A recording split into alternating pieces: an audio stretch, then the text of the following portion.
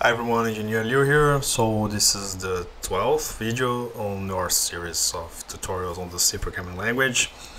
And on this video I would like to talk about dynamic memory allocation and I give you an example of it and our main motivation for using it. So we are on example 18, and as always let's start with our boilerplate code. We will need standard io.h, and for memory allocation we will need also a standard library, okay, for using functions such as malloc, realloc, and which I will get into in a minute. So as always, let's write our main function, which won't receive any arguments and return 0 if everything runs fine. And let's say we're writing a program that will carry the user to fill an array of int with an unknown number of elements, which will be only known at runtime, right? So at compile time we don't know actually the size of this array. So how do we do that? We can simply declare a variable of an array, I don't know, with 1,000 million elements, because we don't know and we will be wasting memory if we do something like this. So how do we do that, right? So as I mentioned in the previous videos, arrays in C are actually pointers. So we will need a pointer of type int for our array. We will need an unsigned int for our array size, and also we will need an auxiliary variable I for reading the array and so forth. So let's first write a function to print the elements from the array. So let's call it void print array, and then we take unsigned int, which will be the size, and then also we won't need this I over here. We will use it here inside our function. And remember, as we are using curly brackets here, its scope of the variable is limited to this function. So let's print bracket here, and then we'll print the elements of the array. So for I equals 0, I less than size, I plus plus, and of course we need the array, so let's pass it by reference, as we talked about on our previous lecture. So it will only print arrays of type int.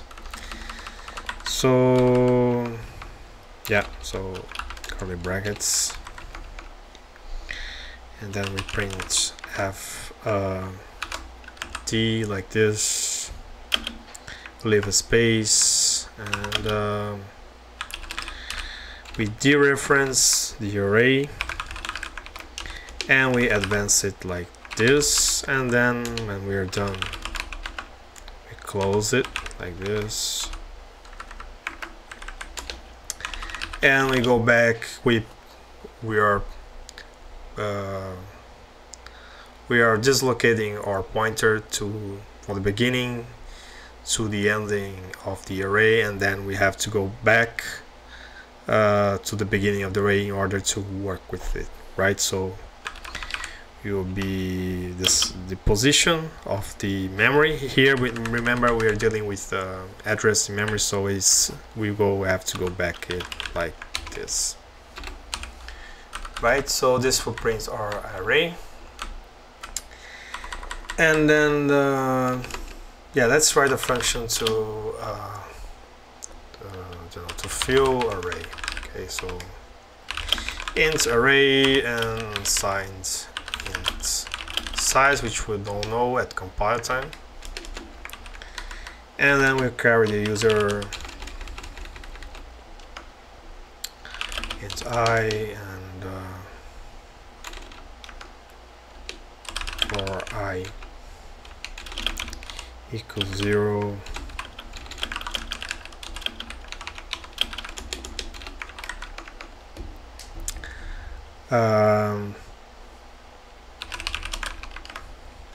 type the element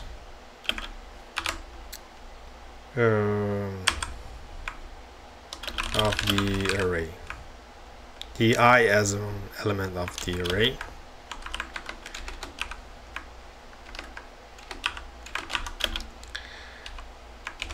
and then we use scanf to read and write it to the array and do the same thing, advance it like this, and then on the end we go to the beginning like so.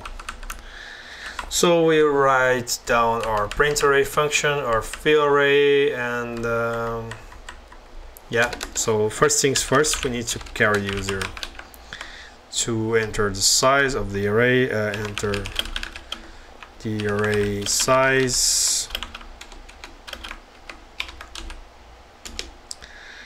and then scanf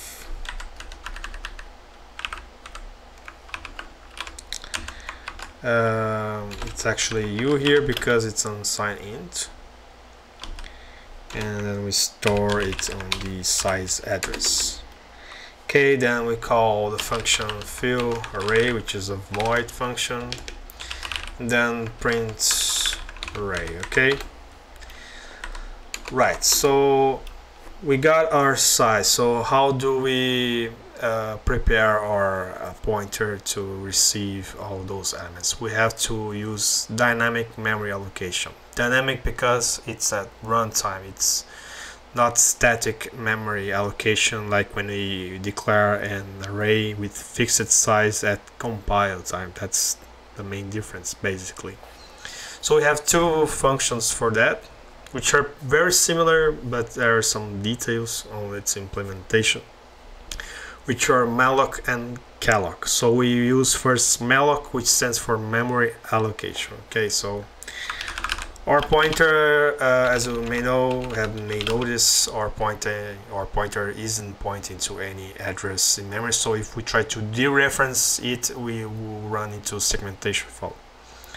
So we have to make it point somewhere in the memory. We do that with dynamic memory allocation. So we call malloc, and malloc only reads one parameter, which is the number of bytes in memory that we are allocating. So it will be the size times the size of int, because it's an array of integers. And on most machines, int have 4 bytes, but it can differ from machine to machine. Some can have 2, in others 8. We don't know. So to guarantee that our program is portable, we use size of. So it's size times the size of int. So usually it's 4. So it's like an array of 3 elements. We have 3 times 4, which gives us 12 bytes of memory allocated. Okay. The thing is that malloc returns a pointer of type void, so it's a pointer that can point to anything, any data type.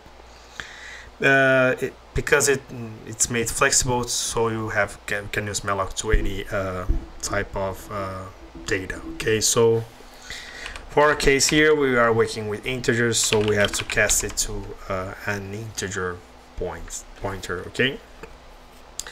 So now we allocate our memory, and now we can fill our array, print, and in the end we have to free our memory. Okay, so we call it free like that.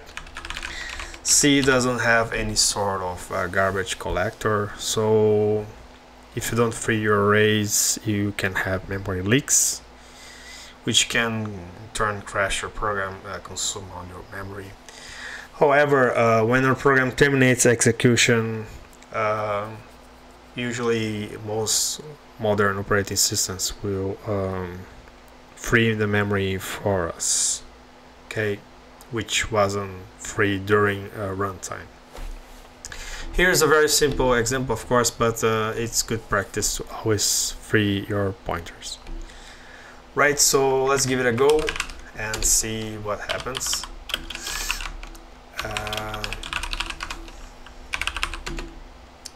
Okay, too few arguments. All right, we forgot to pass the arguments here. So it's few array, we pass the array, which is a pointer, the size, and here also array and the size. Let's use flag for all warnings and no warnings whatsoever. So let's run. For element 0, 1, 2, 3, 4, and we were able to run successfully without any errors. So here it's a array that we typed. Let's try to break this. Okay, so let's say we don't free our memory here. What will happen? 1, 2, 3, 4. Okay, so our program doesn't crash. However, if we run, let's say, imagine that we are running this inside a function that runs on a thread. So we have this running in different threads, in different process, and or we are using allocated memory, and we don't free our memory once we are done with it. We will have memory leak. And this will end up consuming resources if we're dealing with arrays of I don't know, thousands, hundreds of thousands of elements, right? So again, I emphasize this because it's a major problem in many C programs writing in C and operating systems, that the pointers don't get properly freed their memory once they are done working with them. So always remember to free your pointers. So there's another problem here with free that I haven't addressed. It's not good practice to use free like this. Actually, we will write our own free function, which we will call free m for free memory. We will take a void pointer. You can have it can be really any data type, a pointer to anything, and then if pointer is not null, then we try to free memory.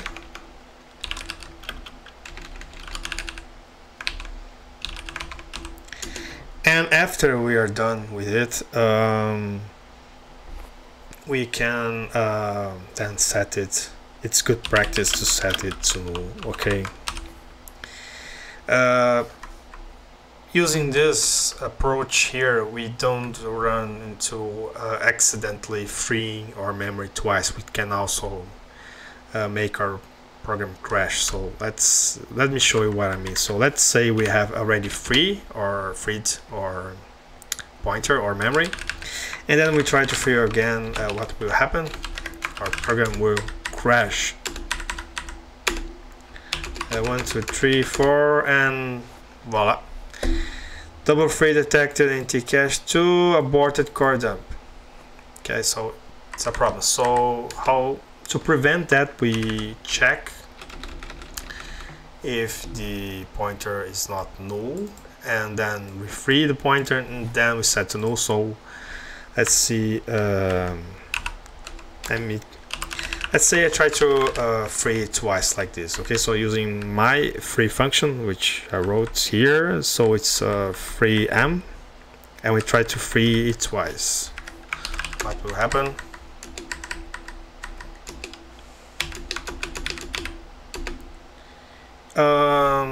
Yeah, that shouldn't have happened, because if pointer is different to null, and then we set it to null.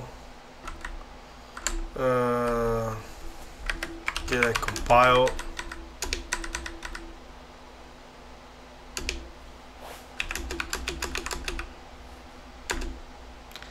double free, so it shouldn't have gone here twice. So if pointer is different than null, and then we free, and then we set it to null. Okay.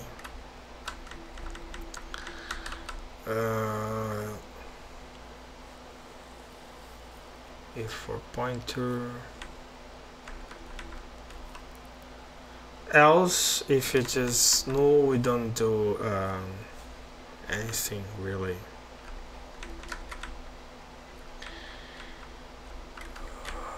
Let me check something.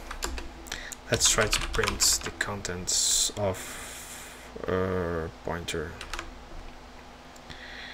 which should be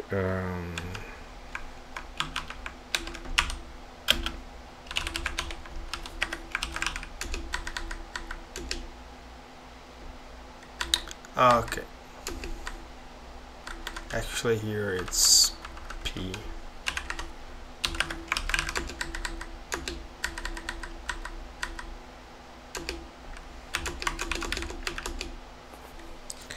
So it wasn't set to null.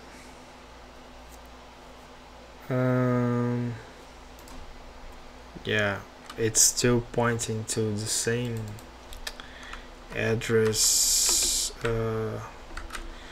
Let's try referencing it like so.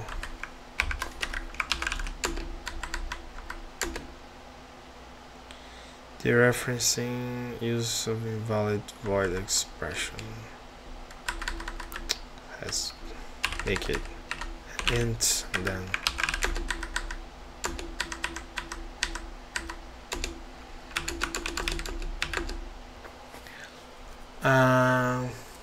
yeah, so it was 1 and then we freed and set it to null.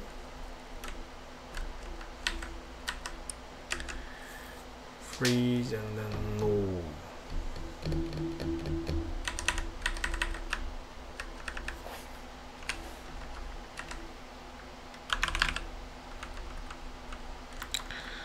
So I was expecting here, after I set pointer to null,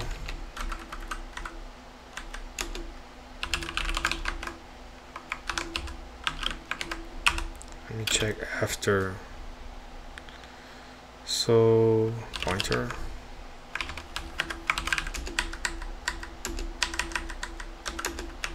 one, 2, 3, 4. Okay, so here we got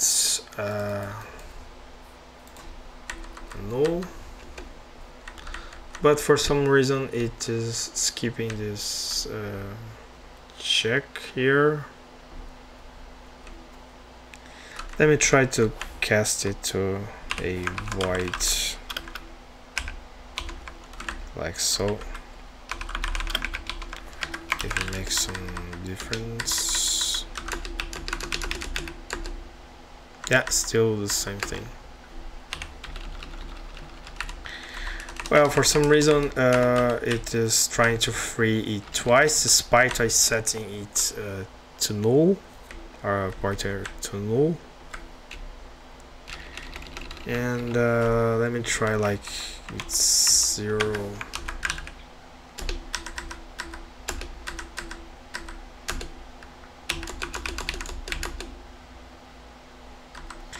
So apparently it worked setting it to 0.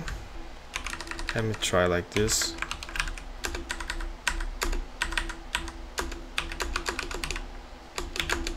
Yeah, so I guess the null macro isn't working properly, so like this we prevented it from being free twice. So let's check. Yeah, no, still the same behavior, which is weird. So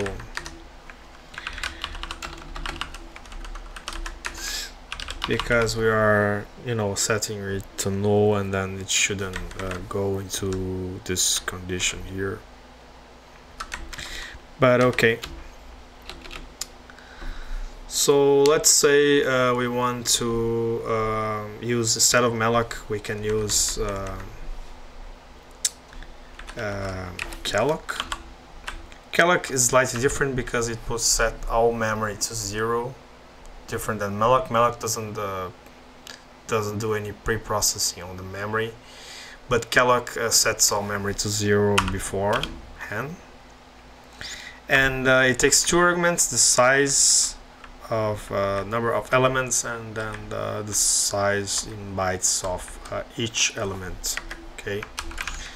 And as you will see, it works pretty much the same, right?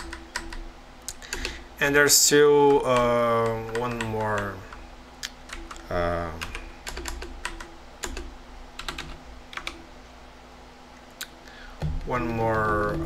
function I would like to show you, which is realloc. Basically what realloc does, it reallocates memory so you can shrink and increase in size your array, which was dynamically allocated.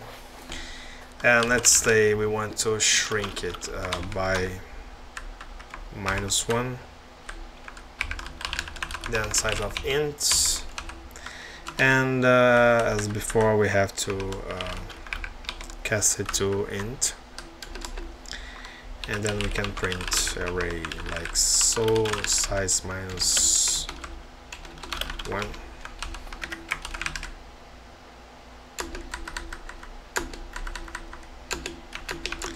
Enter 4, and as you can see we shrink our array from 4 elements to 3 elements.